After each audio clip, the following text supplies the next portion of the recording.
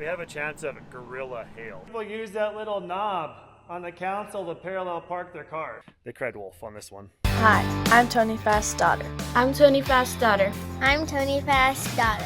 Our family has been blessed to farm in Montana for over 100 years now. And it wouldn't be possible without the great team we have and blessings from our Savior, Jesus Christ. Well, we had some showers this morning, so we didn't get going with the big sprayer, but I did get the little side-by-side sprayer going. And took care of a bunch of the weeds in the yard about a month later than we wanted to, but this is life. So, pretty nice out right now. Actually, it's like almost dead calm.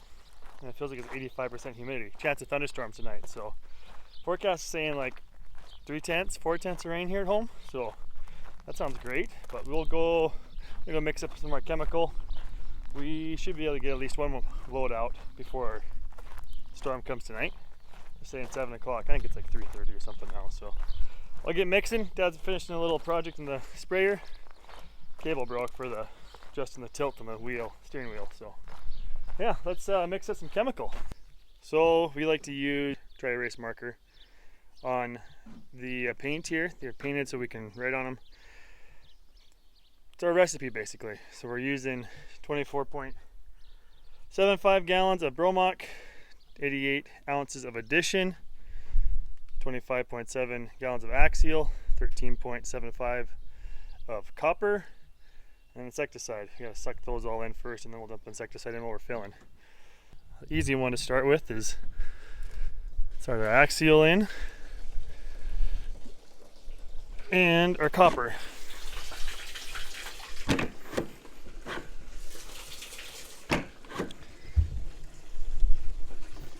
And grab what we need here.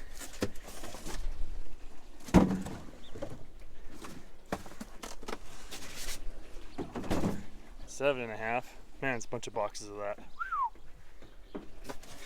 Should have waited for the shuttle of this stuff. Axial is the chemical we use for killing grasses. Barnyard grass, Persian darnel, wild oats, pigeon grass, a bunch of that kind of stuff we can kill with that in the wheat, which is cool because it's a grass in a grass.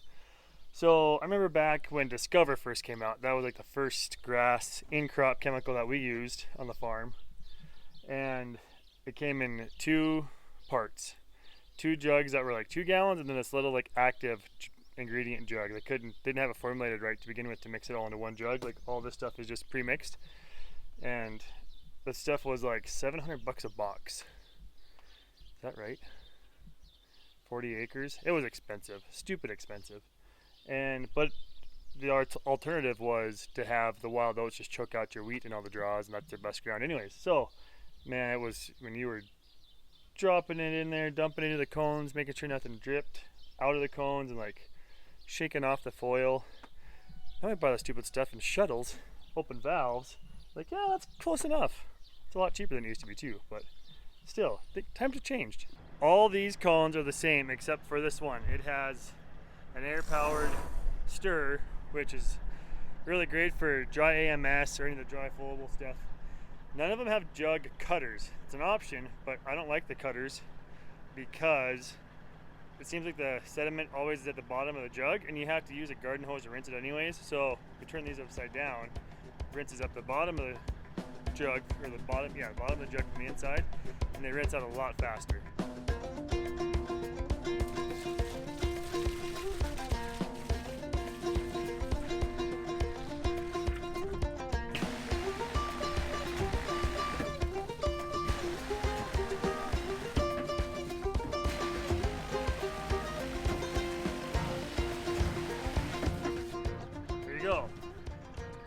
Tiny bit in there, but we're gonna call that good. Add water to this cone and turn the stir on. Dump in these chemicals like this, dry flowable stuff.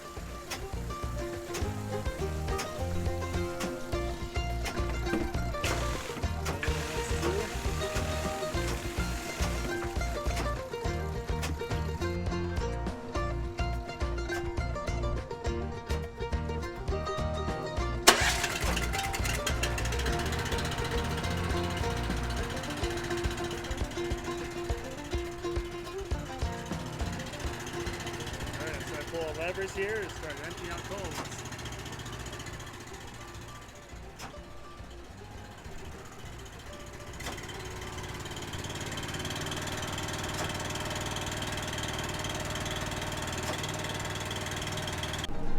Well, here we go. Knocking out some more this week before the big blue cloud gets here. We are plenty early, but whoa. Okay, we're gonna start that one over again. Back up. Hit the auto steer button, and I was moving a little too fast.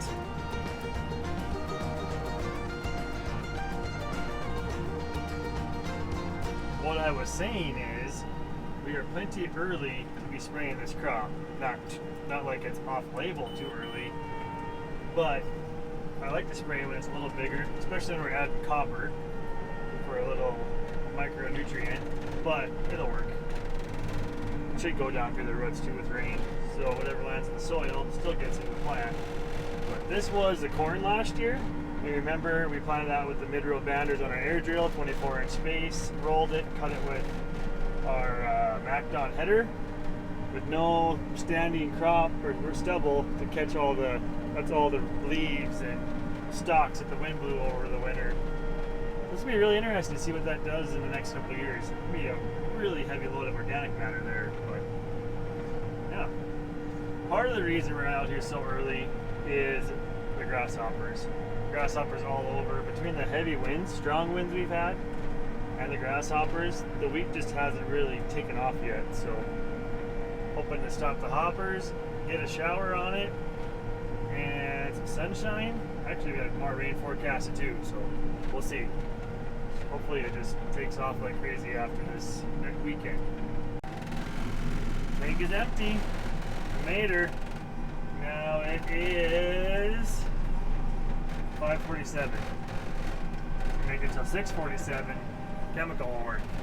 Still would probably work if it rained before then, but the rain fast is the time from when your chemical is sprayed till the time it can rain off, or won't rain off, I guess.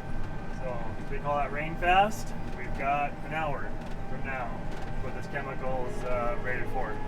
Most chemicals are basically once they're dry, but I suppose they gotta be safe and make sure that they don't have to pay for your chemical again, or give you chemical back if it doesn't work. So look at the dying kochia. Don't think he's doing very good. Look at this coming in.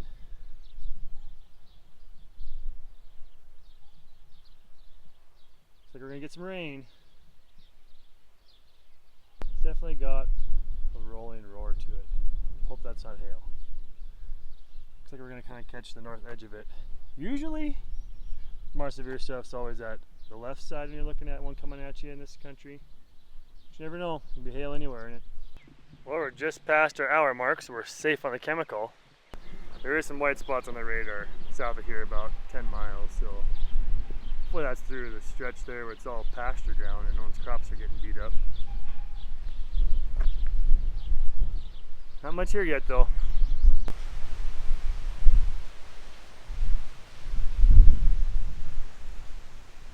That is nuts. Hold my camera super still so you can see. Clouds are moving. Well, morning. You wouldn't know it now, but that ended up being a really nice rain. It's already dried up. Wind blew pretty hard yesterday.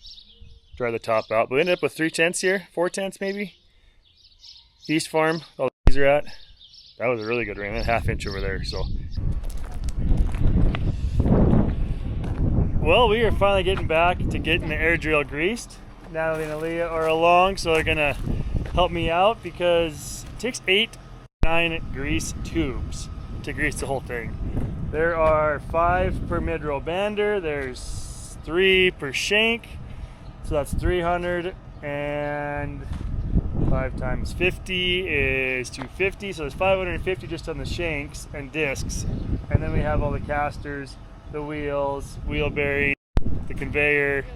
I think we figured out there's around 700 zerks in the whole thing. So we got 3 electric grease guns and a case of grease and a dead battery on the tractor. So we're gonna start with the front casters. Yeah. So there's 3 zerks on the casters. Got to make sure they're wiped off clean first. And then there's one here. And I think there's one. No, that's something else. And then there's one here somewhere. Oh, these ones are underneath. Underneath here and here. So we have to go along and do all those, but we have to use the one without the lock and loop. So there's 7 actually. Yeah, there's one on each pivot pin there, and then 3 here, and then we've got to do one on the wheel. There's 32. 8 of them then, right? This is gonna be fun. Oh man. You're excited. No. You're getting paid, so who cares? Yeah. Did you count those before you started putting them away? There's 8, 9, 10, 11, 12, 13, 15. 15 tubes of grease. Yeah. I think that's a record. I think we did Yeah. a better job greasing it than we ever have. Yeah. Alrighty. We all just got so busy with grease guns going, and we ran out of time to film anything. I'm tired and sweaty. It's like 80% humidity out. Horrible. Not what we're used to. You guys know what we forgot to grease? What'd you just say? All those mid-row bander discs we forgot to grease. No, we never did it. We just did the pivots. And I lifted them up and forgot about them. But we got to put new discs on before next year, so we'll grease them when we do that. Because they'll be easier to get at then. Okay, yeah, good talk. Time to go home, right? Yeah. Thank you. You're welcome. Hey, you. Thank you. Yep. We are back to spraying. Actually, we're really close to finishing today. Everything but the corn. And then we'll have to start doing fungicide on chickpeas here before too long. So, yeah, crops are growing like crazy. We have had 2 great growing days here. Sunday it was like 85, and yesterday on Monday it was like 78. So like perfect weather for spraying, perfect weather for growing crops. Yeah, things are looking really good.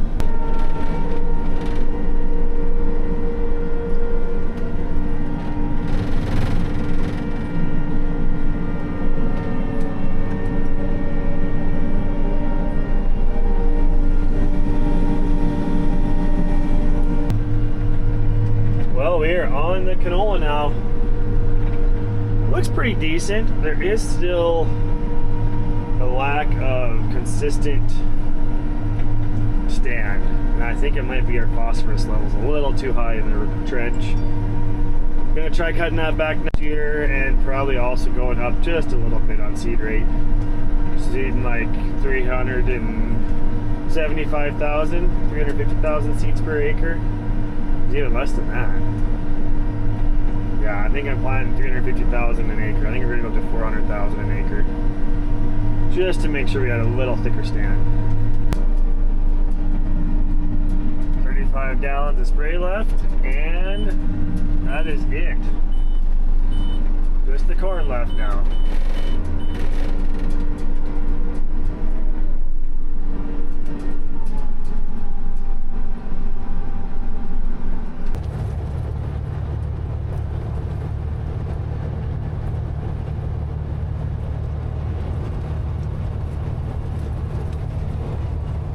Crops are looking great at home here.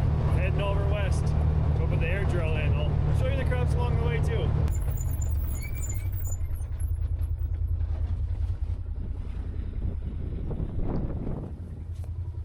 Winter wheat's looking good. I don't know what it's gonna run. It looks, the heads are huge out there, but it's kind of thin in spots, so I'm not sure. Originally I thought it was winter kill. Like these headlands that are all bare that we reseeded and stuff, and the tracks that were thin. I honestly think it was fall kill. I think we seeded into moisture and it sprouted and then died. I think there was just not enough moisture in those tracks where the sun was hitting it harder, maybe, or maybe just a touch shallower. It shouldn't have been shallower. There's new openers on the whole drill, so I don't know. That's my theory though, because there's really no bare spots outside of the tracks. So I think where everything was tracked down, it was dried out more on the ends of the field from combines turning, air seeder turning, grain cart, trucks, all that stuff. But out in the middle of the field where there's no tracks, looks great. I seeded into moisture. You know, we were down at probably an inch and a quarter deep in moisture, but then we didn't get the rain that they were forecasted for. Like the first one missed us, and I think by the time we got it rain, it was 2 weeks later. So I do know, like across the highway, that winter wheat field, there was seeds to put dry roots on it. So the more that I think about it, I don't think it was winter kill. I think it dried out last fall, and that caused it to die. So we'll see. We were borderline, is it worth seeding or not? It obviously wasn't everywhere, but combine will tell. Get combine and see what it looks like. All right, let's put this air drill in the shed. Well, I got my number 2 hydraulic remote running. We're gonna go to steering here, and I want to swing the back end of the drill around, so I'm gonna hit turn right, and that's gonna make that drill swing so I can get lined up with the building. See how it goes sideways there?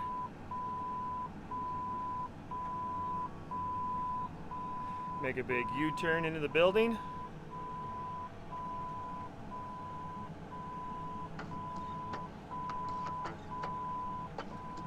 We have a chance of gorilla hail today, which is like over 2.5 inches.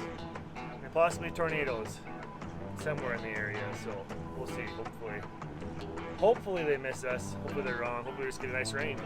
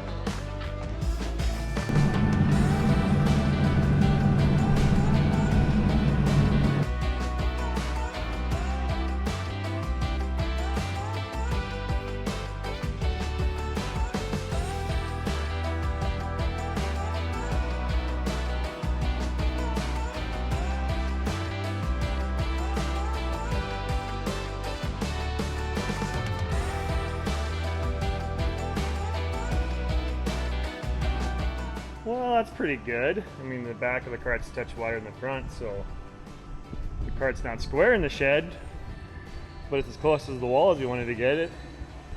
Should have built the shed 10 feet wider, I guess. 5 feet wider. We can move this truck over, make some room if we wanted to, I guess. Well, I've backed the quad back in here. We're gonna move the dash over a little bit. I think we're bringing another truck or two over here yet, and the baler and tractor. Try to get everything inside today. Well, we just grabbed the Pete and Super Bees and the white and blue Kenworth and the triple. We're gonna shove them in the shed too. Just a precaution. Really don't want to hailed out grain trailers and all that, so.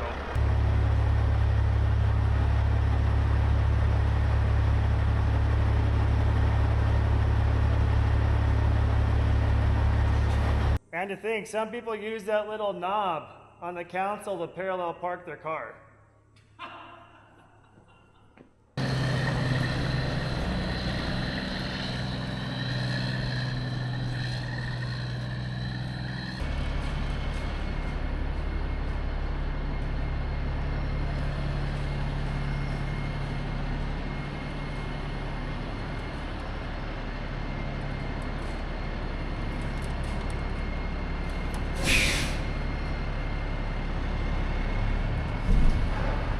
Beautiful.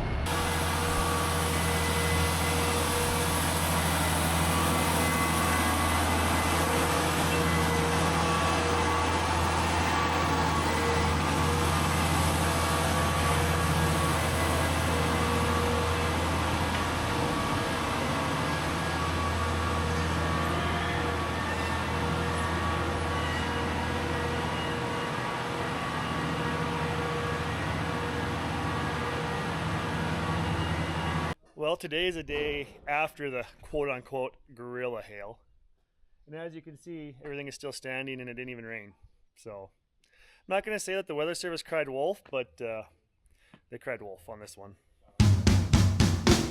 Hey everybody, thanks for watching. But don't forget, farm hard, pray harder. See you next video.